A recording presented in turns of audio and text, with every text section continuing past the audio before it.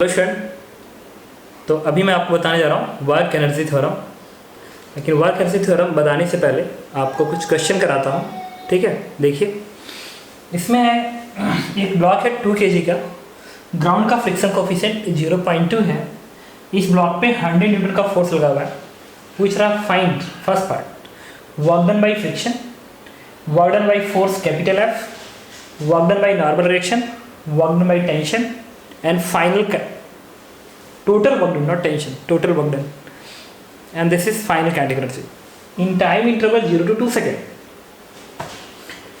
Friction जो यहाँ लग रहा होगा उसका वर्डन, फोर्स जो ये लग रहा होगा उसका वर्डन, नॉर्मल डायरेक्शन इस ब्लॉक के BD में आएगा उसका वर्डन, और ये क्या टोटल वर्क डन है।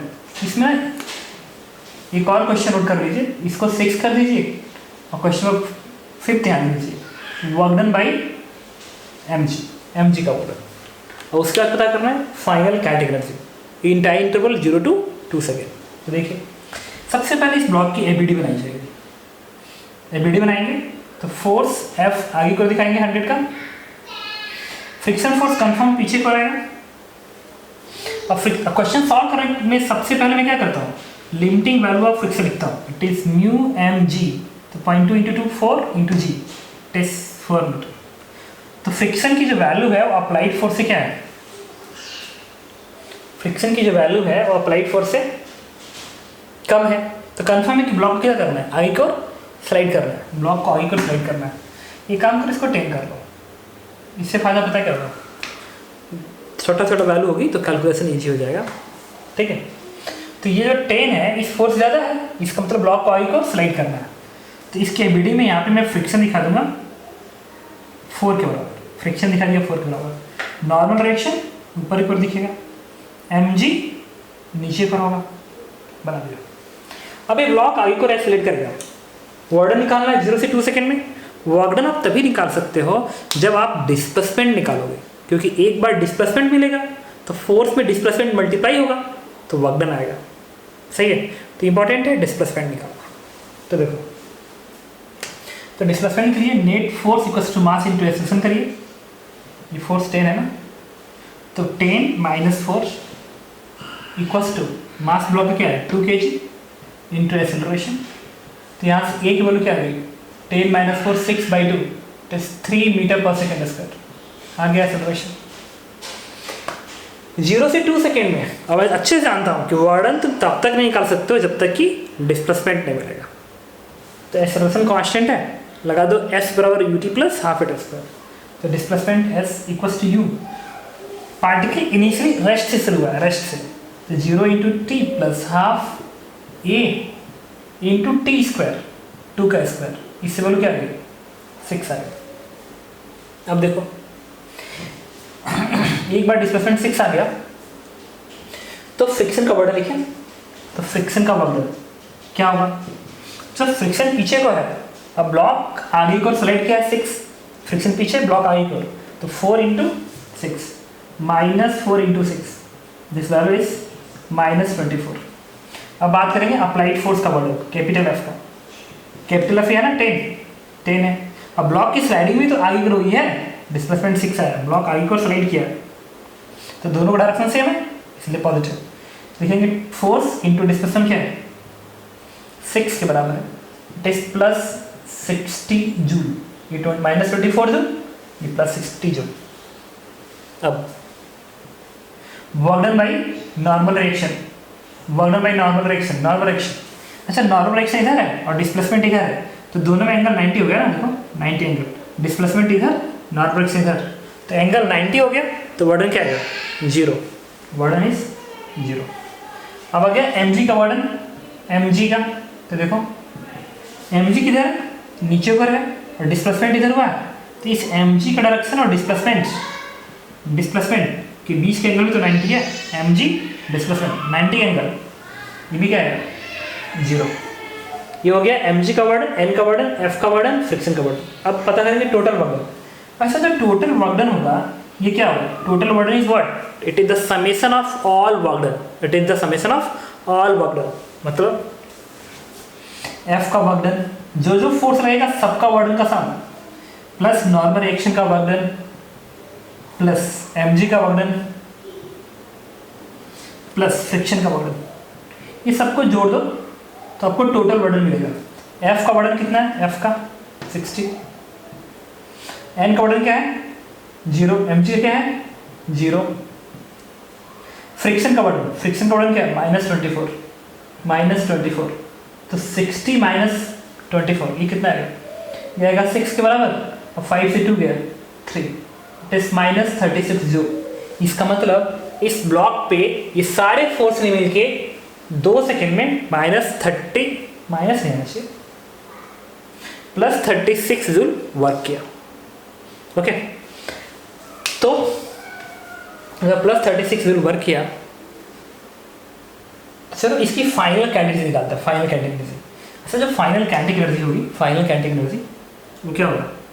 हाफ मास इंटू v², ये होगा। या एक काम करो ना, इसको लिखो चेंज इन काइनेटिक एनर्जी। तो डेल्टा के क्या होगा? डेल्टा के होगा final kinetic energy minus initial kinetic energy. तो फाइनल आपने निकाल लिया हाफ m² और इनिशियल काइनेटिक एनर्जी कितनी है? दिस वन इज 0, क्योंकि ब्लॉक रेस्ट में थे। तो चेंज ऑफ काइनेटिक एनर्जी क्या होगा? चेंज ऑफ काइनेटिक एनर्जी इसमें से घटा दीजिए, तो आ गया डेल्टा के is nothing but it is half mv²। क्यों? क्योंकि इनिशियली 0 है। मास तो पता है 2 kg, v निकल गया तो आंसर आ जाएगा। अब v निकालना है तो एक्सेलरेशन पता है, तो लिख देंगे v बराबर u + 80। u कितना है? 0, और एक्सेलरेशन कितना है? 3 इंटू टाइम कितना है? 2, this is 6 metre per second. तो v बराबर u + 80 लगाने के बाद वेलोसिटी आ गई 6 मीटर पर सेकेंड। अब यहाँ लिखिए हाफ mv² में हाफ और m कितना है? 2 kg, और v किसके बराबर है? 6 के बराबर है। का स्क्वायरिंग कर दो, 2 से 2 कट गया, आ गया 36। देखो ये आ गया 36 और ये भी कितना है? 36। तो बड़ा इंटरेस्टिंग रिजल्ट हमारे सामने आया कि इस ब्लॉक पे जो टोटल वर्कडन हुआ है, सारे फोर्स से मिलके जो टोटल वर्कडन किया है, बेसिकली जो वर्कडन है वो काइनेटिक एनर्जी के चेंज के बराबर है। काइनेटिक एनर्जी के चेंज के बराबर है 36। बेसिकली यही वर्क एनर्जी थ्योरम है। वर्क एनर्जी थ्योरम कहता है कि work done by all forces, मतलब उसकी एफबीडी में जो फोर्स दिख रहे होंगे उन सारे फोर्स का वर्क निकालो। अंडरलाइन है उसके एफबीडी अंडरलाइन है, उसके एफबीडी में जो फोर्सेस दिख रहे होंगे उन सारे फोर्सेस का वर्क निकालो, जोड़ दो, वो आ जाएगा चेंज ऑफ काइनेटिक एनर्जी के बराबर। ठीक है, तो इसे कॉपी करिए। स्टेटमेंट के पहले मैं उसका डेरिवेशन करा दूँ और उसके बाद एक लाइन लिखाऊंगा, तो आप क्या करेंगे? लिखेंगे। कॉपी किया जाए। वर्क एनर्जी थ्योरम एक पार्टिकल है जिससे बहुत सारे फोर्सेस लग रहा है, बहुत सारे forces K1 K2 F1 F2 F3, ये बहुत सारे फोर्सेस लग रहा है। ठीक है, तो इस ब्लॉक पे जो नेट फोर्स होगा F नेट, वो कुछ और नहीं होगा, F1 + F2 + F3 के बराबर होगा। तो नेट फोर्स लिख सकते हो मास इंटू एक्सेलरेशन। अच्छा, एक और चीज, तो जो एक्सेलरेशन का मैग्नीट्यूड आएगा वो कुछ और नहीं आएगा, दिस इज F नेट आ गया इतना। इससे एक्सेलरेशन क्या बताओगे? It is F net upon mass m। इस ए को मैं क्या लिख सकता हूँ? v dv/dx, एक्सेलरेशन को v dv/dx, और इस m को इधर भेज दो, तो इससे क्या बनेगा? F net. ठीक है, अच्छा इसको मैं लिख सकता हूँ dx को इधर भेजो, तो बन गया m integration of v dv equals to integration of F net into dx, ये बन गया। अच्छा इसमें लिखोगे तुम u v, मतलब इनिशियल वेलोसिटी u और फाइनल वेलोसिटी v, और ये F नेट इंटू ds है, बेसिकली ये वर्डन कहलाएगा। This is वर्डन। रिपीट करो, अल्टरनेट प्रूफ है, अल्टरनेट नहीं है, मतलब सो दैट प्रूफ है। अदरवाइज इस वेक्टर के टर्म्स में लिखेंगे तो डॉट का हेल्प लेता, फिर टेंजेंशियल एक्सेलरेशन, तब फिर आता। तो ये जो है एक सो दैट है, लेकिन जो स्टेटमेंट में बाद में लिखवाऊंगा वो ऑलवेज यूज होगा, वो कोई सो दैट नहीं है। तो ये F net into D x, ये कुछ और नहीं होगा, ये वर्कडन है, force into displacement, force into D x displacement का इंटीग्रेशन एरिया फोर्स, और ये क्या है area under force versus x graph, ये वर्डन बताता है, मतलब work done by net force कहिए या ऑल फोर्स कहिए, बात एक ही है। हाँ इसका मैं लिख सकता हूँ पता है क्या, एम को ऐसे रख दो, भी का इंटीग्रेशन मैंने कहा वी स्क्वायर बाई टू, तो v square by two limit u to भी, तो इसके यहाँ प्लेस करिए तो मिलेगा m v square by two minus u यहाँ पे प्लेस करिए m u square by two is equal to, ये है क्या वर्क डन बाई वो ऑल फोर्स लिख लिया ऐसे। अच्छा ये kinetic energy, this is the kinetic energy, the final kinetic energy and this is initial kinetic energy, this means this is delta K equal to work done by all force. तो ये क्या है work energy theorem का statement है, ठीक है। अभी से कॉपी मत करना, मैं अलग से लिखूंगा उसे कॉपी करना, ठीक है। तो बताता हूँ ये बस बोर्ड के लिए, अदरवाइज कहीं और की ज़रूरत नहीं है, बोर्ड के लिए तो मैं ऐसा कर सकता हूँ, अदरवाइज स्कूल के एग्जाम के लिए अभी स्टेटमेंट नोट करेंगे, ठीक है। तो वर्क एनर्जी थ्योरम का ये क्या है स्टेटमेंट है, ये क्या है कि work done by all force, all force का मतलब एफबीडी में जितने फोर्स दिखेंगे ऑल फोर्स, मतलब ऑल का मतलब एफबीडी से जो लिया गया होगा, work done by all force is equal to delta K change in category final minus initial हमेशा लगेगा। अच्छा ऑल फोर्स, जो फोर्स होते हैं दो तरह से होते हैं, एक रियल फोर्स एक pseudo force, real plus pseudo. तो work done by all force equal to work done by real force plus work done by pseudo force is equal to, अच्छा यहाँ पे ना रियल फोर्स के दो टाइप होता है, एक होता है कंजर्वेटिव फोर्स, एक होता है नॉन कंजर्वेटिव फोर्स, ये सूडो ऐसे रहने दो। अच्छा कंजर्वेटिव और नॉन कंजर्वेटिव इसी चैप्टर में हम आगे पढ़ेंगे, अभी के लिए बस कॉपी करना है, इक्वल्स टू डेल्टा के ये। तो रिपीट कर रहा हूँ कि work done by all forces equal to change in kinetic energy. अच्छा ये पार्टिकल पे भी लगेगा और सिस्टम पे भी लगता है। जब पार्टिकल की बात करोगे, पार्टिकल मतलब एक पार्टिकल की बात करोगे, तो उस पार्टिकल पे सारा वर्क डन बराबर उस पार्टिकल की एफबीडी में नेट वर्क डन बराबर उस पार्टिकल की चेंजिंग कर दी जाएगी। और जब सिस्टम की बात करो जिसमें बहुत सारे पार्टिकल्स होंगे, बहुत सारे पार्टिकल्स, तो उसमें क्या होगा, उसमें भी जितने फोर्स दिखेंगे सारे फोर्स का वर्ड लिख देंगे, तो हर पार्टिकल पे वर्ड निकालेंगे और सबको जोड़ देंगे, आ गया नेट। मान लो एक सिस्टम में दो पार्टिकल के और एक, इस पे टोटल कितना वर्डन है, इस पे टोटल कितना वर्डन है, दोनों को निकाल के जोड़ो, बराबर आएगा इस सिस्टम की फाइनल कैटेगरी माइनस इस सिस्टम की इनिशियल कैटेगरी।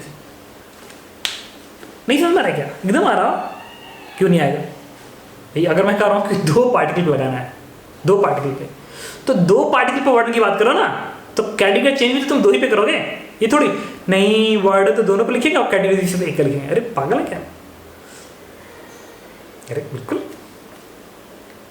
ठीक है। अगर 5 पार्टिकल पे नेट वर्डन लिख रहे हो तो फाइनल कैटेगरी 5 की सम कर दो और इनिशियल कैटेगरी 5 की सम कर दो, दोनों को घटा दो, चेंज इन कैटेगरी। अच्छा इसको थोड़ा सा और बेटर वे में हम लिख लें आगे, इक्वल टू मतलब इसी के जस्ट आगे लिखना था work done by external force plus work done by internal force. अभी कॉपी करना, इंटरनल का सम 0 आता है फोर्स का, बट वर्क डन 0 नहीं आता है, ये मैं अभी धीरे धीरे क्लियर करूंगा। अभी के लिए नेट स्टेटमेंट इतना है वर्क एनर्जी थ्योरम का, एकदम याद रखना है, एकदम याद रखना है। Work done by all forces equals to work by real force plus pseudo force equals to conservative force non conservative pseudo force equal to external force plus internal force is equal to delta K final minus K initial. ये है work energy theorem का statement. Particle भी valid है, system भी valid है, मतलब always valid है whatever in classical mechanics. Mechanics क्यों, क्लासिकल फिजिक्स हमेशा वैलिड है, मतलब ऑलवेज वैलिड। इसको लिख सकते ना ऑलवेज, ऑलवेज मतलब क्या होता है, ऑलवेज वैलिड, ठीक है। अब एक टर्म्स आता है कि वर्क एनर्जी थ्योरम का यूज कहाँ करें। देखो वर्क एनर्जी थ्योरम में जितने क्वेश्चन होंगे वो सारे अगर तुम लॉज ऑफ मोशन के कॉन्सेप्ट से और फ्रिक्शन के कॉन्सेप्ट से करना चाहोगे तो हो जाएगा, कुछ परेशान होने की ज़रूरत नहीं है। लेकिन ये कहीं ना कहीं ईजियर कैलकुलेशन देता है। लॉज ऑफ मोशन से कैलकुलेशन कभी कभी डिफिकल्ट हो सकता है, बट ये ईजियर देता है। ठीक है, तो ईजियर जब देगा तो कहाँ देगा, बताता हूँ कहाँ देगा। लिखो, use of work energy theorem, heading है use of work energy theorem. नीचे एक लाइन लिखो, नीचे एक लाइन लिखो, if in question speed comma work done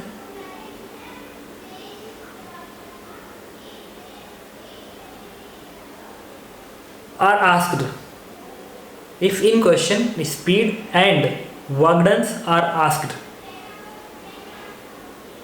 then try to use work energy theorem to make calculation easy. Speed underline है, वर्डन underline है। ठीक है, उसी में एक और नीचे लाइन लिखें, मान लो हमें क्वेश्चन में वर्डन निकालना आसान है, आता है, उसको स्पीड से रिलेट करना है कुछ पता करने के लिए, तो work energy theorem easier approach देगा। मतलब work energy theorem is alternate approach that provide easy calculation. लिखो तीसरी लाइन को, इफ ऊपर की लाइन तो एकदम हार्ड है, हार्ड एंड फास्टर, मतलब तुम दिमाग क्लियर होना चाहिए। स्पीड, अच्छा क्या करें, वर्क एनर्जी थ्योरम, वर्डन तब तो लगाना ही। नीचे की लाइन थोड़ी सी कॉम्प्लिकेटेड हो गई, देखो तो, if we are able to connect work done with speed to find any other values, then use work energy theorem to make calculation easy। ठीक है, देखिए, अच्छा वर्क एनर्जी थ्योरम को ऐसे WET वर्क एनर्जी थ्योरम से काम चला जाता है। चलिए क्वेश्चन देखो, एक वेज है 10 मीटर की हाइट है, दैट 10 kg का ब्लॉक इसके ऊपर है, स्प्रिंग कांस्टेंट 10 न्यूटन पर मीटर के बराबर है, और सारा का सारा सरफेस यहाँ से लेके यहाँ तक सारा का सरफेस फ्रिक्शनलेस है, फ्रिक्शनलेस है। अब एक ब्लॉक को आपने यहाँ से रिलीज किया तो ऐसे गिरेगा, जितना भी नीचे आएगा उतना इसकी स्पीड बढ़ेगी। देखो स्पीड बढ़ नहीं रही है, जितना ही नीचे को आएगा उतना स्पीड बढ़ेगी, बढ़ते बढ़ते बढ़ते बढ़ते सबसे ज़्यादा पता कहाँ होगी, सबसे ज़्यादा इस ब्लॉक की स्पीड यहाँ पर होगी जब वो यहाँ पर आएगा। फिर जब इससे भाग रहा हो तो स्पीड वही कांस्टेंट रहेगी, क्यों, क्योंकि फ्रिक्शन तो है नहीं, अगर फ्रिक्शन नहीं है तो स्पीड कांस्टेंट रहेगी, कांस्टेंट रहेगी। लेकिन जैसे ही ब्लॉक इस स्प्रिंग को टच करेगा, इस स्प्रिंग को टच करेगा, जैसे ही ये ब्लॉक इस स्प्रिंग को टच करेगा तो इस स्प्रिंग को कंप्रेस करेगा, कंप्रेस। जब कंप्रेस करेगा स्प्रिंग को तो स्प्रिंग उल्टा फोर्स लगाएगा, जब उल्टा फोर्स लगाएगा वो इस ब्लॉक की स्पीड को कम करेगा। तो कम होते होते एक टाइम ऐसा आएगा जब स्प्रिंग मैक्सिमम कंप्रेस हो जाएगा और उस समय उस ब्लॉक की स्पीड 0 हो जाएगी। लेकिन 0 हो गई तो वहाँ पे रुका नहीं रहेगा, फिर वापस आ गया, क्यों, स्प्रिंग कंप्रेस है ना, धक्का मारेगा। तरीका बताता हूँ कैसे, ये कैसे दोबारा उसको भगाएगा, बताओ। देखो तुम क्या करो,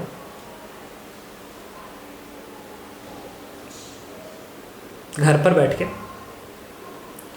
एक्सपेरिमेंट करो, एक स्प्रिंग लाओ जो थोड़ा सा ज़्यादा क्रॉस सेक्शन एरिया का हो, ऐसे स्प्रिंग, उसको घर के टेबल पे रख देना ऐसे स्प्रिंग। इसके ऊपर तुम क्या करो, एक ब्लॉक को रखो, हाथ से पकड़े रहना, रखो, तो स्प्रिंग कंप्रेस होते होते एक ऐसा टाइम आएगा जब वो रुका रहेगा, छोड़ दो, वहीं पड़ा रहेगा, तब वो नहीं उठेगा। लेकिन अगर स्प्रिंग ऐसे है तो एक ब्लॉक को हाथ में पकड़ो, छोड़ दो ऐसे, तो तुम देखना उसको प्रेस करेगा, फिर ऊपर ऐसे शुरू हो जाएगा। इसका मतलब ब्लॉक स्प्रिंग को खूब ज़्यादा कंप्रेस कर रहा है, मैक्सिमम कंप्रेस करने के बाद अभी भी स्प्रिंग का फोर्स ऊपर को है, वो फोर्स ज़्यादा होगा mg से, तभी जाके ऊपर भगा दिया ना। एक्सपेरिमेंट की बात कर रहा हूँ। पहले केस में क्या, हाथ से पकड़े हुए थे उसको लगातार ऐसे, तो एक ऐसा कंप्रेशन दिया जिसमें स्प्रिंग जो फोर्स ऊपर को लगा रहा है और जो mg नीचे, वो दोनों बराबर हो गए जब हाथ से पकड़े हुए थे, तो फिर वहीं रह गया। लेकिन जो दूसरा एक्सपेरिमेंट था जिसमें तुमने अपने हाथ से छोड़ दिया था, तो उसमें जो कंप्रेस करते जो कंप्रेस करके फाइनली कंप्रेस करेगा जब स्पीड 0 होगी, तो उस समय स्प्रिंग का फोर्स mg से ज़्यादा होगा, जिसके वजह से उसको दोबारा ऊपर को फेंक देगा। फेंक देगा। तो इसमें भी यही है कि जब स्प्रिंग ऐसे आते आते इस स्प्रिंग ब्लॉक ऐसे आता है तो इस स्प्रिंग को मैक्सिमम कंप्रेस कर देगा, तभी स्प्रिंग का फोर्स इधर है। हाँ, इस डायरेक्शन तो उल्टा कोई फोर्स है नहीं, क्योंकि एम जी तो ऐसे होगा, एन ऐसे होगा, फ्रिक्शन है नहीं, तो इसको वापस जाना होगा, वापस जाना होगा। ठीक है, तो इसका मोशन पता है, चूंकि एनर्जी लॉस नहीं हो रही है, तो इसका मोशन यहाँ से आएगा, ऐसे कंप्रेस करेगा मैक्सिमम, फिर ऐसे, फिर यहीं तक जाएगा। तो इसका मोशन में ऐसे होगा, this is the periodic motion, ऐसे पीरियोडिक मोशन होगा। लेकिन अगर यहाँ पे फ्रिक्शन होता ना, यहाँ पे फ्रिक्शन होता तो इस ब्लॉक का मोशन ऐसे होता, फिर उस हाइट पे नहीं था, थोड़ा कम हाइट पे जाता, फिर अगली बार थोड़ा सा और कम हाइट पे आएगा, फिर अगली बार थोड़ा और कम हाइट पे आएगा, फिर रेस्ट, कहीं भी रेस्ट हो जाएगा। तो मोशन को एक एक करके एनालिसिस करके बताऊंगा नेक्स्ट वीडियो से कि ब्लॉक का मोशन कैसे हो रहा होगा जब फ्रिक्शन वगैरह आएगा। अभी तो हम सिंपल क्वेश्चन में काम कर रहे हैं, और अभी मैं आपको समझाया कि ब्लॉक रिबाउंड क्यों होगा। अब मैं बात कर रहा हूँ when block is release from rest find maximum speed, maximum compression, speed at half of maximum compression. Solve करता हूँ। तो ये क्वेश्चन में कह रहा है कि स्पीड बताइए, स्पीड आ गया, स्पीड किससे रिलेट करता है, वर्क डन से, तो बेटर है वर्क डन का हेल्प ले लें। वर्क डन का हेल्प लेंगे तो इस ब्लॉक की एबीडी बनाएंगे, किसी भी टाइम पर ब्लॉक की एबीडी बना लीजिए, एबीडी। तो एक तो एन दिखेगा, दूसरा इसका वेट एम जी दिखेगा, और कोई फोर्स है ना, फ्रिक्शन तो है ही नहीं, एक एन दिखेगा एक एम जी दिखेगा, बाकी तो कोई है ही नहीं है। तो वर्क करते थ्योरम क्या कहता है कि work done by normal reaction plus work done by M ji delta K, work done by normal reaction plus work done by M G equals to delta K. अब नॉर्मल रिएक्शन के work done की बात करेंगे, क्योंकि इस block की velocity ऐसे होगी, अब वेलोसिटी और नॉर्मल रिएक्शन में एंगल क्या है, 90, बता चुका हूँ, एन का वर्क डन 0 आता है। तो नॉर्मल रिएक्शन और वेलोसिटी में एंगल 90 है, इसलिए वर्क डन हमेशा 0 है। तो एन का वर्क डन क्या लिखेंगे आप, 0। अब बात करेंगे एम जी का वर्क डन। पहला क्वेश्चन सॉल्व कर रहा हूँ, पहला क्वेश्चन में मैक्सिमम स्पीड यहाँ पर आएगी ब्लॉक की, मतलब ये इनिशियल पोजीशन है और ये फाइनल पोजीशन है, लिख लिया, इनिशियल फाइनल, ये इनिशियल ये फाइनल लिख लिया। एन का वर्क डन 0। अब बात करेंगे एम जी का वर्क डन। अच्छा, एम जी का जो वर्क डन होगा, एम जी 10 जी है, एम जी बनेगा 10 जी। और याद करो एम जी का वर्क डन लिखा था एम जी एच, याद है, m g into m g के direction displacement, m g into m g के डायरेक्शन में डिस्प्लेसमेंट। तो ये ब्लॉक यहाँ से यहाँ तक आ गया, तो एम जी 10 जी के बराबर है, तो 10 जी इंटू, और एम जी नीचे पर है, अब ब्लॉक यहाँ से यहाँ तक आया तो इसका डिस्प्लेसमेंट भी तो नीचे पर हुआ, ये वाला ब्लॉक यहाँ से यहाँ तक आया और एम जी किधर है, नीचे पर। तो ये ब्लॉक जब यहाँ से यहाँ तक आया तो इस ब्लॉक का भी डिस्प्लेसमेंट किधर हुआ, नीचे पर, वाई में हुआ, एच हाइट होती है, वाई का डिस्प्लेसमेंट। अब ब्लॉक यहाँ से यहाँ तक आया तो वाई में कितना डिस्प्लेसमेंट लिया, ये इनिशियल लाइन है, ये फाइनल लाइन है, तो डिस्प्लेसमेंट यही हुआ ना वाई में, और ये दूरी क्या है, 10 के बराबर, तो लिख लो 10। तो एन का वर्क डन, एम जी का work done, m g h equals to changing category, final category half m b square, m कितना 10 इंटू बी स्क्वायर, और इनिशियल कैटेगरी ब्लॉक की 0। अब इसको सिंप्लीफाई करेंगे तो 10 से 10 कटेगा, भी की वैल्यू हो जाएगी, ये 10 10 100 into 200 is 200, this is 10√2 metre per second. This is speed of particle, और ये क्या है, मैक्सिमम स्पीड है इस पार्टिकल का जब यहाँ पहुँचेगा।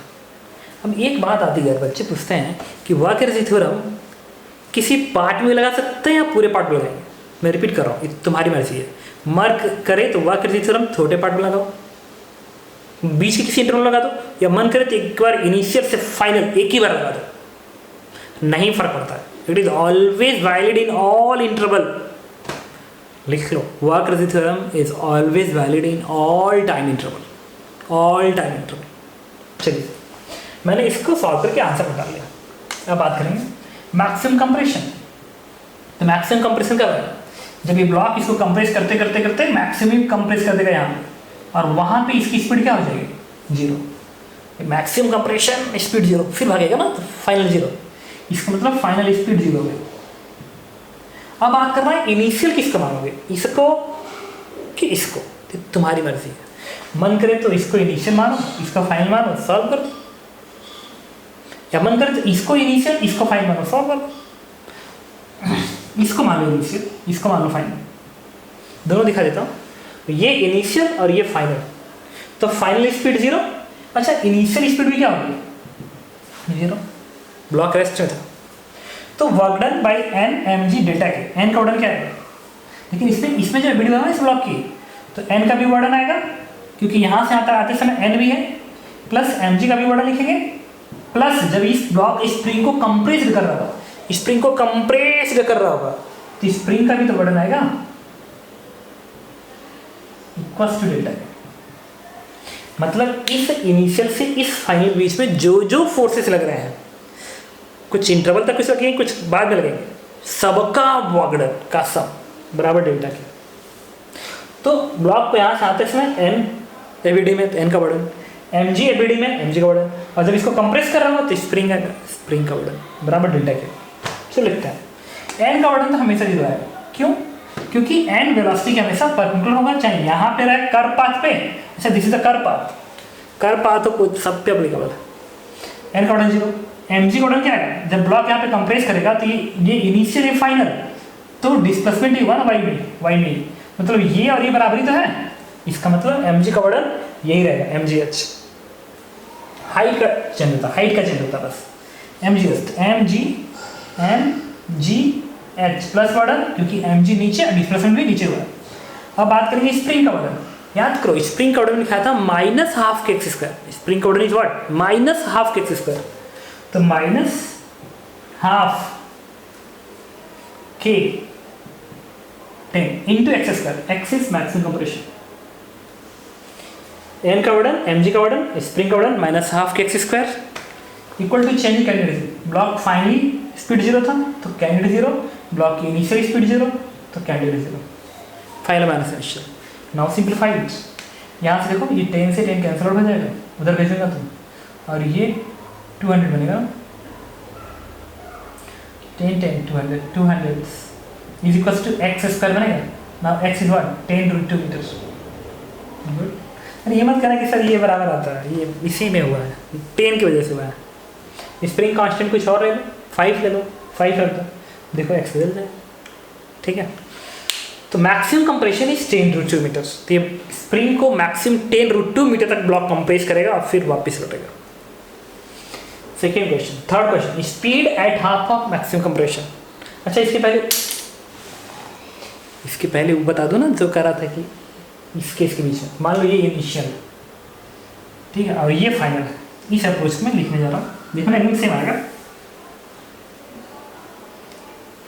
अच्छा इससे फाइनल स्पीड कितना आया था, इससे फाइनल स्पीड आया है, इसकी जरूरत पड़ेगी 200 है ना। अब देखो, अच्छा ये इनिशियल है फाइनल, तो यहाँ से यहाँ तक जाते समय एन का वर्डन प्लस एम जी का वर्डन प्लस स्प्रिंग का वर्डन बराबर डेल्टा के। अच्छा यहाँ से यहाँ तक जाते समय एन का वर्डन 0 रहेगा, क्यों, कि एन ऊपर को है और वेलोसिटी इधर है, एम जी भी तो नीचे को है, एम जी नीचे, तो एम जी और भी में तो एंगल 90 बन गया, इसका मतलब आपकी बार एम जी का भी वर्डन 0 आएगा। एम जी का वर्डन सिर्फ यहाँ से यहाँ तक आते समय आएगा, इधर तो वर्डन 0 आएगा, क्योंकि एम जी उसी लेवल पर आ जाएगा, उसी लेवल पर आ गया, कोई एच नहीं आया, तो एम जी का वर्डन 0। और स्प्रिंग का वर्डन माइनस हाफ के एक्स स्क्वायर, और के कितना 10।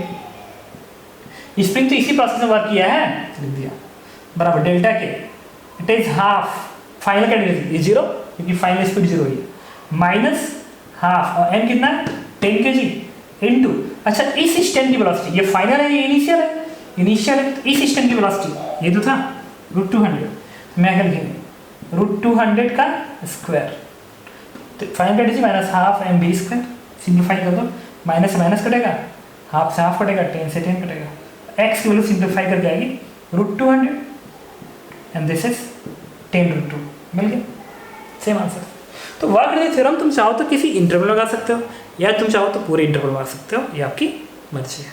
ओके, तो इसका क्वेश्चन में थर्ड कह रहा है कि हाफ ऑफ मैक्सिमम, मतलब ये जो ब्लॉक है ना, ये ब्लॉक है, जब आधा स्प्रिंग को कंप्रेस किया होगा, तो आधा स्प्रिंग कंप्रेस किया, तो स्प्रिंग को कितना कंप्रेस कर दिया होगा, 5√2 मीटर कंप्रेस किया होगा भाई, टोटल कंप्रेशन 10√2 था, तो आधा कंप्रेस किया मतलब 5√2, मतलब ये जो ब्लॉक यहाँ जाना था वो यहीं तक की बात पे कर रहा हूँ, तो यहाँ पे तो कुछ ना कुछ स्पीड होगा, मान लो भी है भाई, मैक्सिमम कंप्रेशन तो स्पीड 0 हो रही थी, लेकिन जब ये ब्लॉक यहाँ पाएगा तो कुछ ना कुछ तो स्पीड होगा, यही तो तुम्हें निकालना है।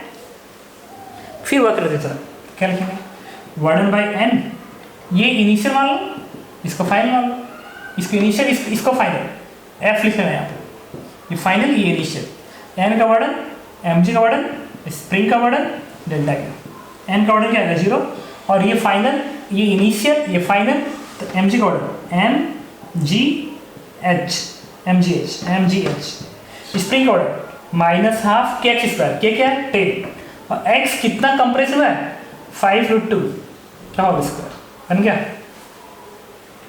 इक्वल्स टू डेल्टा के कितना है हाफ एम वी का स्क्वायर माइनस इनिशियल कैंडिडेट 0 है ना, हाफ 0, सिंप्लीफाई कर दो, यहाँ से कितना आएगा 1000 माइनस ये क्या आएगा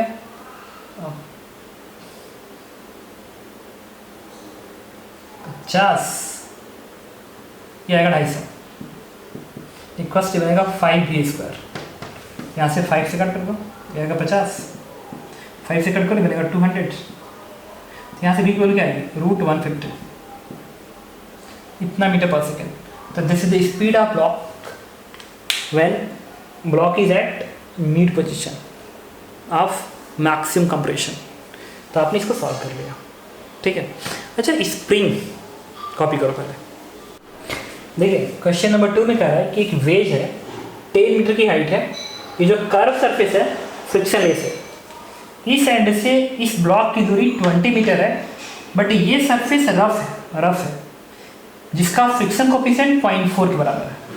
अब एक ब्लॉक को आपने इधर प्रोजेक्ट किया है स्पीड यू से, तो क्वेश्चन में पूछ रहा है कि find minimum speed so that this block reach at top, ठीक है। तो इसका मोशन कैसे होगा देखो, सेकेंड क्वेश्चन और लिख लो, ये पॉइंट मान लो ए के बराबर है, तो find distance from A where block comes in rest finally। तो मोशन ऐसे होगा, जब एक सर्टेन स्पीड दोगे तो ऐसे आएगा यहाँ तक, फिर जब आएगा ऐसे धीरे धीरे तो फिर कुछ दूरी तक जाएगा, फिर कहीं ना कहीं स्टॉप हो जाएगा। तो वही जानना है कहाँ पे स्टॉप होगा, ठीक है। एक चीज़ मैं बताता हूँ अभी कॉमन सेंस से क्या होगा, जब ब्लॉक की स्पीड होगा इधर से तो उसी स्पीड से जाएगा ऐसे, फिर ऐसे जाएगा यहाँ तक, फिर जब वापिस आएगा ना तो यहाँ तक नहीं आ पाएगा, इसकी वजह से कहीं ना कहीं बीच में ही रुकेगा। वो कैलकुलेशन से समझ लेंगे अभी, फिर बाद में एनालिसिस करके बता दूंगा कि क्यों ऐसा होगा। तो देखो ये इनिशियल पोजीशन है और ये क्या है फाइनल पोजीशन है। पहला क्वेश्चन सॉल्व कर रहा हूँ, ये इनिशियल लिखा ये फाइनल लिखा, आई और एफ लिख लेते हैं। अब एबीडी बनाएंगे इस ब्लॉक के, इस ब्लॉक के एबीडी में कौन कौन सा फोर्स होगा, normal reaction plus mg and plus friction, और कोई फोर्स है नहीं भाई। इस कर्व सरफेस पे n होगा, mg होगा, फ्रिक्शन होगा, कर्व कर रहा हूँ इस सरफेस पे हॉरिजॉन्टल सरफेस पे n होगा, mg होगा, फ्रिक्शन होगा, और जब इस पे आएगा कर्व सरफेस पे तो एक n रहेगा एक mg रहेगा, फ्रिक्शन तो है नहीं, कोफिशिएंट 0 है, बराबर डेल्टा का। अच्छा n का वर्डन हमेशा 0 आएगा क्योंकि ब्लॉक की वेलोसिटी के परपेंडिकुलर है, और mg जब ब्लॉक यहाँ से यहाँ पर आ गया तो हॉरिजॉन्टल लेवल ये है और एक हॉरिजॉन्टल ये है, तो दोनों की बीच की दूरी h बन गया, h कितना 10 मीटर। लेकिन mg नीचे है ना, अब ब्लॉक किधर भागा है, ऊपर भागा है, mg नीचे है और ब्लॉक ऊपर गया है mg नीचे, तो वर्डन नेगेटिव लिखेंगे, तो लिखेंगे -m मास m g और h क्या है 10 मीटर mgh। अब आ गया फ्रिक्शन का वर्डन। अच्छा जो फ्रिक्शन का वर्डन होगा वो तो फ्रिक्शन, अच्छा इस यहाँ पे फ्रिक्शन की वैल्यू लिख लो कितना म्यू mg, लेकिन ब्लॉक की वेलोसिटी इधर है तो फ्रिक्शन पीछे काम करेगा ना, फ्रिक्शन पीछे काम करेगा और बराबर किसके होगा म्यू mg के बराबर। तो ब्लॉक जा रहा है आगे और फ्रिक्शन लग रहा है पीछे, तो ब्लॉक जब ऐसे भागते हुए यहाँ पे पहुंचेगा तो वर्डन तो बस इसी में हो पाएगा क्योंकि इसी के बीच में फ्रिक्शन है, इधर तो फ्रिक्शन है नहीं तो वर्डन नहीं होगा, बस इसी बीच में वर्डन हो पाएगा, इसी बीच में। तो फ्रिक्शन इधर है, वेलोसिटी इधर है, तो यहाँ से यहाँ तक वर्डन होगा, बट होगा नेगेटिव। क्या लिखेंगे? Minus force friction mu m g into इस ब्लॉक का डिस्प्लेसमेंट कितना हुआ 20 मीटर, लिख दिया 20 मीटर। तो friction work done mu m g into displacement minus, क्यों? क्योंकि वर्डन नेगेटिव है, क्यों? फ्रिक्शन इधर है और डिस्प्लेसमेंट इधर होगा। बराबर चेंजिंग कैंडिडेट, ये फाइनल है। Finally reach at top, just reach at top, just reach at top. तो फाइनल पोजीशन पे वेलोसिटी क्या है? 0। कितनी स्पीड दो ताकि जस्ट टॉप पे पहुंच सके, मतलब वहां पे वेलोसिटी 0। तो फाइनल 0, इनिशियल यू। तो फाइनल काइनेटिक एनर्जी, ये फाइनल माइनस के इनिशियल, तो final kinetic energy 0 minus initial kinetic energy half m v square, half m v कितना यू के बराबर है, देखिए। अच्छा ये मास का टर्म है, कैंसिल आउट हो जाएगा। म्यू की वैल्यू कितनी थी 0.4, प्लेस कर दो, यहाँ से आएगा -100 माइनस म्यू 0.4 है, तो 0.4 इस जी से मल्टीप्लाई होगा तो 4 बनेगा, और 4 × 20 80 बराबर माइनस हाफ यू स्क्वायर। ये माइनस साइन इस माइनस को हटा देगा, ये 180 आएगा 180, इससे मल्टीप्लाई करो तो क्या बनेगा 360, तो u square is 360। Then what is u? U की वैल्यू आएगी 6√10 मीटर पर सेकेंड। इसका मतलब ये हो गया कि अगर आपने इस ब्लॉक को 6√10 मीटर की स्पीड से प्रोजेक्ट किए करेंगे तो ब्लॉक जस्ट टॉप पे पहुंचेगा, फिर वापिस आएगा। तो वापिस आएगा तो कहाँ तक जाएगा? तो देखो मुझे नहीं पता कहाँ तक जाएगा, ठीक है, लेकिन अब देखो इसमें जब ब्लॉक ऐसे जाएगा फिर वापिस आएगा, तो मान लो इस पोजीशन ए से x दूरी तक वापिस यहाँ तक आया और यहाँ पर आके फाइनली किस में आ गया? रेस्ट में आ गया। ये बन गया फाइनल पोजीशन, ये बन गया फाइनल पोजीशन। और ये क्या है? इसी को मान लो इनिशियल पोजीशन, ये आपकी मर्जी है, लेकिन इसको मान लिया इनिशियल पोजीशन, इसको मान लिया फाइनल पोजीशन। फिर वर्क एनर्जी थ्योरम बनाएंगे, तो देखो लिखने जा रहा हूँ। अच्छा इनिशियल पोजीशन का स्पीड 10√2 लिख लें अलग से, क्योंकि उसकी जरूरत पड़ेगी। 6√10 लिख लो। अब मैं लिखने जा रहा हूँ, तो ये इनिशियल ये फाइनल है। एन का वर्डन 0, mg का वर्डन। अच्छा ब्लॉक इनिशियल यहाँ था, फाइनल यहाँ पर आ गया, तो जितना ऊपर गया है उतना नीचे आ गया ना, मतलब h में कोई डिफरेंस नहीं है। ये इनिशियल फाइनल, तो दोनों सेम लेवल पे है ना, सेम लेवल पे, तो h का डिफरेंस 0, तो mg का ऑर्डर नहीं होगा, होना भी नहीं चाहिए भाई। जितना ही ऊपर गया हाइट, तो ऊपर जाते समय mg नीचे है और डिस्प्लेसमेंट ऊपर, तो वर्डन नेगेटिव। और जब वो नीचे को आ रहा हो तो mg नीचे, डिस्प्लेसमेंट नीचे, तो वर्डन पॉजिटिव। तो जितना ऊपर जाते समय वर्डन नेगेटिव हुआ, उतना ही नीचे आते समय वर्डन पॉजिटिव हो गया। नेट वर्डन 0, नेगेटिव प्लस पॉजिटिव मिला के 0 बना दिया, क्योंकि हाइट सेम थी, जितना ऊपर गया उतना नीचे है। तो और इसको इतनी जानने की जरूरत नहीं है कि कितना ऊपर गया है फिर कितना नीचे आया है, सिंपल सी बात है। इनिशियल पोजीशन फाइनल पोजीशन में हाइट का क्या डिफरेंस है, हाइट का क्या डिफरेंस है। अगर हाइट का डिफरेंस 0 है तो mg का वर्डन 0 रहेगा। mg का वर्डन पाथ इंडिपेंडेंट होता है क्योंकि कांस्टेंट फोर्स है, तो mg का वर्डन 0 है। अब बात करेंगे फ्रिक्शन का। फ्रिक्शन का वर्डन की बात करेंगे, देखना फ्रिक्शन वर्डन क्या आएगा। फ्रिक्शन फोर्स म्यू mg है, तो जब ये ब्लॉक ऐसे आ रहा होगा तो ऐसे जाते समय फ्रिक्शन पीछे, वेलोसिटी आगे, तो वर्डन नेगेटिव। तो यहाँ से यहाँ तक गया होगा तो कितना वर्डन लिखेंगे? माइनस, मैं फ्रिक्शन का ऑर्डर अलग लिख रहा हूँ, फ्रिक्शन का order minus mu mg into ये दूरी क्या है 20 मीटर। ब्लॉक ऐसे ऐसे गया यहाँ तक, तो ये क्या है? ये अपवर्ड जर्नी क्या है? ये अपवर्ड जर्नी फ्रिक्शन इतना वर्क किया ऐसे, और डाउनवर्ड जर्नी जब लौट रहा होगा यहाँ तक है। तो जो डाउनवर्ड जर्नी है इसमें जो फ्रिक्शन का ऑर्डर बनेगा वो, अच्छा जब ब्लॉक इधर इस रास्ते में जब इधर जा रहा होगा, डाउनवर्ड जर्नी इधर जा रहा होगा, तो वेलोसिटी इधर हो गई, तो फ्रिक्शन पीछे आ जाएगा ना। फ्रिक्शन वेलोसिटी का अपोजिट होता है, तो जब ब्लॉक इधर जा रहा होगा तो फ्रिक्शन इधर, जब ब्लॉक इधर जा रहा होगा तो फ्रिक्शन इधर, मतलब फ्रिक्शन ने डायरेक्शन चेंज कर लिया। जब ये ब्लॉक इधर जा रहा था तो फ्रिक्शन इधर काम कर रहा था, वही जो उधर से आ रहा है उधर से, तो जब वेलोसिटी इधर है तो फ्रिक्शन इधर, फिर नेगेटिव वर्डन होगा। क्यों? फ्रिक्शन इधर है, डिस्प्लेसमेंट आगे, तो यहीं से यहीं तक गया है। अभी क्या आएगा? Minus mu mg into x. तो तो ये इनिशियल फाइनल है, तो टोटल वर्डन लिखोगे ना, टोटल मतलब अप जर्नी का और डाउनवर्ड जर्नी का टोटल वर्डन लिखेंगे, तो दोनों को जोड़ना पड़ेगा। mg में क्यों नहीं लिखा? क्योंकि जितना ऊपर प्लस बना उतना नीचे माइनस बन गया, जीरो आ गई, इसलिए नहीं लिखा। mg डायरेक्शन नहीं चेंज कर रहा है ना, जाते समय भी mg नीचे है और आते समय भी mg नीचे है, तो नहीं लिखना पड़ा। फ्रिक्शन में गड़बड़ हो जाता है, जाते समय फ्रिक्शन इधर था और आते समय इधर है, डायरेक्शन ही चेंज कर दी, इसलिए एक एक पार्ट को लिखना पड़ गया। अब प्लेस रहा एन का वर्डन 0, mg का वर्डन 0, फ्रिक्शन का वर्डन, दोनों का एडिशन कर दो, तो क्या आएगा 0.4, म्यू में 0.4 प्लेस कर दो, तो 0.4 mg इंटू 20 माइनस 0.4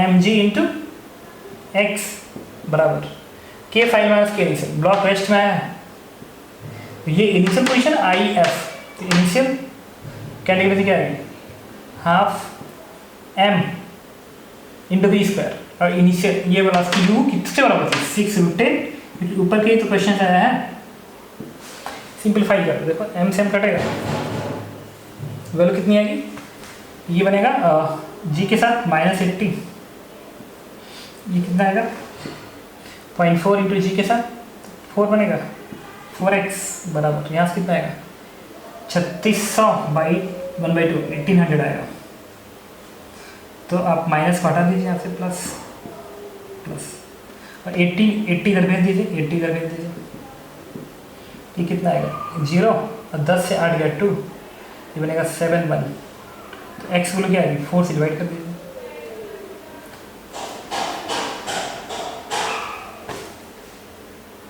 गुड, ये आ रहा है 4 चौको 16, 4 3 12, 430 मीटर आ गया यार। अब बताता हूँ ये क्यों आया, आना चाहिए था।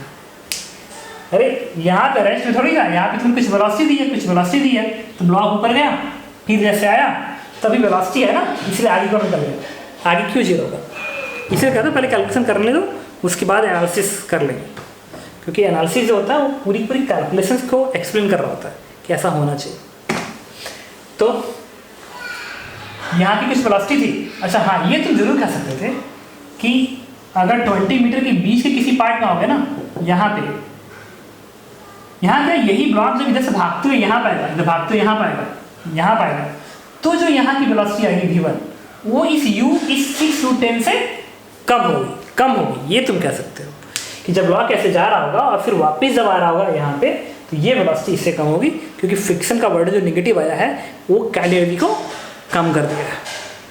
ये भी ध्यान रखने की बात है, पता है क्या, कि अगर वर्डन नेगेटिव आता है तो कैटेगरी घटती है, और वर्डन पॉजिटिव आएगा कैटेगरी बढ़ेगी। अरे नहीं समझ रहा, देखो वर्डन वर्ड क्या होता है, डेल्टा के, अगर ये पॉजिटिव आ गया इसका मतलब डेल्टा के पॉजिटिव है, डेल्टा के पॉजिटिव है, तो के final minus K initial positive है, इसका मतलब ये वाला इससे ज़्यादा है ना, हाँ, और अगर ये निगेटिव आ गया इसका मतलब कि ये इससे कम होगा, तभी तो नेगेटिव आएगा। मतलब एक लाइन बोल सकते हो, if work done is positive speed increases, if work done is negative speed decreases, लिख लो। If net work done on a particle is positive, if net work done on a particle is positive speed will increase, if net work done is negative speed will decrease. Okay, चलिए इसमें कह रहा है कि ground है, ठीक है, और इससे 10 मीटर के हाइट पे एक पार्टिकल 4 kg का है, उसके मैंने रिलीज किया और वैक्यूम है ऊपर, तो जब रिलीज करोगे तो ये पार्टिकल्स अंदर को ऐसे भागेगा, इतना नीचे भागेगा, स्पीड बढ़ेगी, स्पीड बढ़ते बढ़ते यहाँ पे मैक्सिमम होती है, उसके बाद जब इस ग्राउंड के अंदर जाएगा ना तो कुछ दूरी अंदर तक जाएगा, तो लेकिन रुक भी जाएगा, क्यों, क्योंकि ग्राउंड का जो लेयर है उस पार्टिकल के वेलोसिटी को ऊपर को फोर्स लगाएगा, ऊपर को फोर्स लगाएगा, तो इसकी स्पीड धीरे धीरे घटते घटते 0 हो जाएगी। कह रहा है if resistance force by ground is 200 Newton, अगर ग्राउंड इस पार्टिकल पे 200 न्यूटन का फोर्स लगा रहा है, find distance penetrate in ground, कितना डिस्टेंस पेनिट्रेट करके ये पार्टिकल रेस्ट में जाएगा। ठीक है, तो देखिए मान लिया कि ये x डिस्टेंस नीचे पर पेनिट्रेट किया और यहाँ पे स्पीड 0 हो गया, तो इसको मान लो इनिशियली और इसको मान लो फाइनली। मैं कहा था ना कि वर्क रेजिस्टेंस थ्योरम किसी पार्ट में लगा सकते हो या एक ही बार इनिशियल फाइनल लगा दो। आंसर आता है, ठीक है। तो इसको मान लिया इनिशियल, इसको मान लिया फाइनल। अब वर्क डन की बात करेंगे। इस पार्टिकल की एबिडी में एक तो mg वर्क करेगा, प्लस भाई इसकी एबिडी बनाओगे तो mg नीचे पर काम करेगा, लेकिन जब ये पार्टिकल इसके अंदर आएगा, ग्राउंड के अंदर आएगा, तो mg तो उस पार्टिकल का हमेशा रहेगा, बट साथ साथ में ग्राउंड का जो रेजिस्टिव फोर्स r है वो भी तो काम करेगा। जब ये पार्टिकल ग्राउंड के अंदर जा रहा होगा तो रेजिस्टेंस तो ऊपर को लग रहा होगा, लेकिन साथ साथ उस पार्टिकल का वेट नीचे को, वो कैसे हो जाएगा? वेट थोड़ी क्या बचाएगा? तुमको मिट्टी के अंदर डाल दो, तुम्हारा वेट गड़बड़ गायब, कहाँ गया? गुड।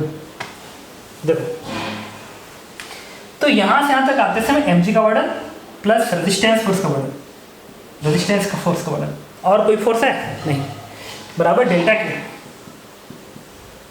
अच्छा mg वर्डन क्या है? m कितना? 4 kg, 4 इंटू जी, mg h, ये इनिशियल ये फाइनली, इसकी 20 की दूरी, तो ये है 10 मीटर और ये है x, क्या लिखेंगे? 10 प्लस x, और पॉजिटिव इसलिए क्योंकि mg नीचे है और डिस्प्लेसमेंट भी नीचे। देखो mg नीचे और डिस्प्लेसमेंट भी नीचे हुआ है, यहाँ से यहाँ तक, ये लगा सर यहीं तक, क्यों यहीं तक? Initial to final, initial to final, तो mgh। अब रेजिस्टेंस का वर्ड, अच्छा ये रेजिस्टिंग फोर्स ऊपर है और डिस्प्लेसमेंट नीचे हुआ है, यहाँ से यहाँ तक, यहाँ से यहाँ तक, तो रेजिस्टिव फोर्स इसी इंटरवल में है, यहाँ पे नहीं है, तो इसका वर्ड क्या होगा? माइनस आर इंटू, और यहीं से यहाँ तक हुआ है इंटू एक्स, बराबर changing candidate.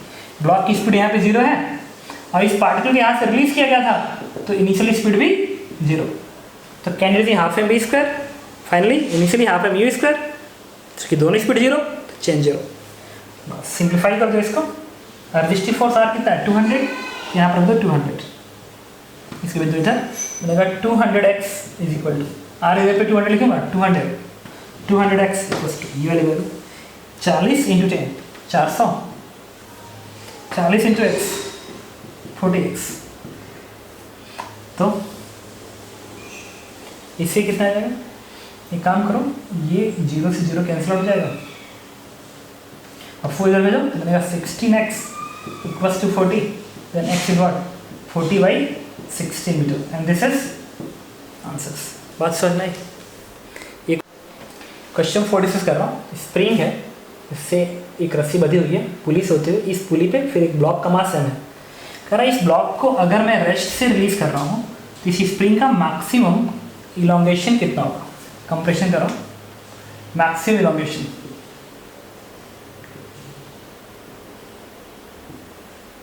The block is released from rest. Find maximum elongation of spring. ठीक है, तो देखिए, तो अब जिसे रिलीज करोगे ना तो इसकी स्पीड पहले बढ़ेगी, बढ़ते बढ़ते बढ़ते बढ़ते बढ़ते मैक्सिमम होगी, फिर घटते घटते 0, फिर पहले बढ़ेगी फिर घट के 0 होगी। 0 नहीं होगी क्या? फिर क्या भागते ही रहेगा हमेशा, कभी न कभी रुकेगा। एक्सपेरिमेंट करके देखना, एक्सपेरिमेंट करके देखना कि जब इसको रिलीज करोगे तो पहले स्पीड बढ़ेगी, बढ़ते बढ़ते मैक्सिमम, फिर घटते घटते 0। तो मान लो यहाँ से छोड़ने के बाद ये यहाँ पर आया, ये दूरी x है, तो फाइनल पोजीशन है इस ब्लॉक का, फाइनल पोजीशन है, ये इनिशियल पोजीशन है। इनिशियल पोजीशन पे भी स्पीड 0 है और फाइनल भी 0 है, रेस्ट से रेस्ट गया, मैक्सिमम फॉर मैक्सिमम कंप्रेशन, ये फाइनली रेस्ट में आएगा, मतलब finally rest for maximum elongation, maximum elongation की वजह से फाइनली किस में आएगा? रेस्ट में आएगा। अगर कुछ स्पीड रहेगा तो और इलोंगेटेड नहीं हो जाएगी स्प्रिंग। अब देखिए, जब इस ब्लॉक की एबिडी बनाओगे ना, इस ब्लॉक की एबिडी mg नीचे दिखाओगे, टेंशन t ऊपर दिखाओगे, तो mg का तो वर्डन आएगा ही, टेंशन का भी वर्डन आ जाएगा। तो टेंशन का वर्डन आ गया ना तो फिर दिक्कत हो जाएगी, क्योंकि टेंशन तो पता ही नहीं है कि टेंशन किसके बराबर है। क्यों? इसलिए मुझे नहीं पता है क्योंकि ब्लॉक नीचे पर एक्सेलरेट कर रहा है, स्पीड बढ़ रही है, मतलब टेंशन mg से कम हो, तभी तो स्पीड बढ़ रहा है। अब बाद में घटेगा भी, इसका मतलब बाद में टेंशन mg से ज़्यादा हो जाएगा, तो टेंशन वेरिएबल फोर्स हो गया। टेंशन तो वेरिएबल फोर्स हो गया, क्यों? क्योंकि पहले टेंशन mg से कम होगा ताकि स्पीड बढ़े, फिर बाद में ये टेंशन mg से ज़्यादा हो जाएगा ताकि स्पीड घटे, तभी तो 0 आएगा। यस, अब क्या दिक्कत है? तो फिर इस टेंशन का वर्डन निकालना मुश्किल हो रहा है। तो मैंने कहा कि जो वार्क-रेज़ी थ्योरम तुम एक पार्टिकल पे लगाते हो वो इसके पूरे सिस्टम पे लगाते हो, पूरे सिस्टम पे लगाओगे ना तो रस्सी का टेंशन का वर्डन सिस्टम पे हमेशा जीरो होता है। रस्सी का वर्डन पूरे सिस्टम पे हमेशा जीरो होता है।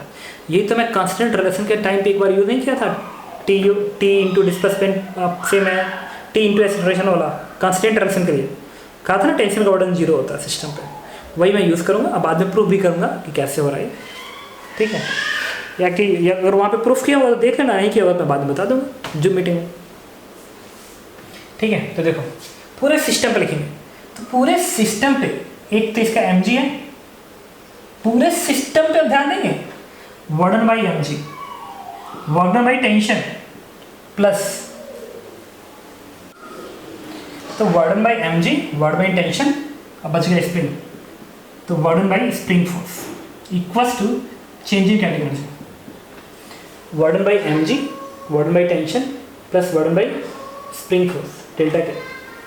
mg वर्डन क्या लिखूंगा, mg, और आया ब्लॉक यहाँ से यहाँ तक, तो डिस्प्लेसमेंट उसी डायरेक्शन हुआ जिधर mg है, mg इंटू एक्स, mg का वर्डन।